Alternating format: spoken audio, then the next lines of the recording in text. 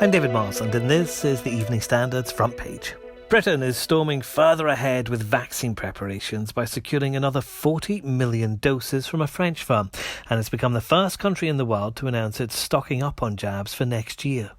The deal with Valneva boosts the total number on order by the UK to 407 million. That's enough to deliver a dose to everyone in the country, more than 5 times over. Boris Johnson's told the Evening Standard he's confident the additional doses, along with the country's existing pipeline, will ensure protection for citizens next year and beyond. One of Scotland Yard's top officers says the Met will continue to carry out disproportionate stop and searches of young black Londoners in an attempt to save lives. Deputy Commissioner Sir Stephen House says officers were paid to use their brains and need to focus on where the problem lies. He says it's nonsense to think that the majority of ethnic Londoners subjected to checks have been badly treated.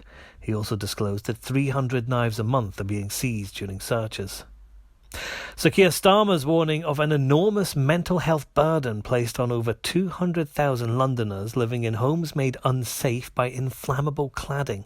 He's been speaking to the Evening Standard ahead of Labour forcing a vote this evening, calling on the government to set up a cladding national task force to help those living in death-trap flats. Last week, this newspaper revealed people were facing bills of up to £100,000 to make their homes safe and are unable to sell them after mortgage lenders effectively ruled many valueless.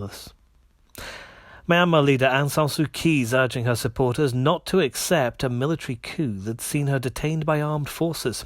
Commanders say they're taking control of the country for a year, alleging voting fraud in last year's election, which Ms Suu Kyi's party won by a landslide.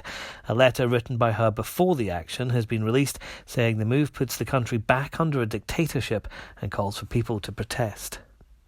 The Duke of Sussex has accepted an apology and substantial damages from the publishers of the Mail on Sunday after he was accused of snubbing the Royal Marines when stepping down as a senior royal. An article claimed senior military figures were exasperated with the situation and wanted to find a replacement for Harry as Captain General of the Royal Marines. In his claim, Harry argued the story could damage his ability to help military veterans. At the High Court, the Duke formally agreed to settle the case with ANL. He's donating the damages to his Invictus Games charity. There's more on these stories and more at standard.co.uk.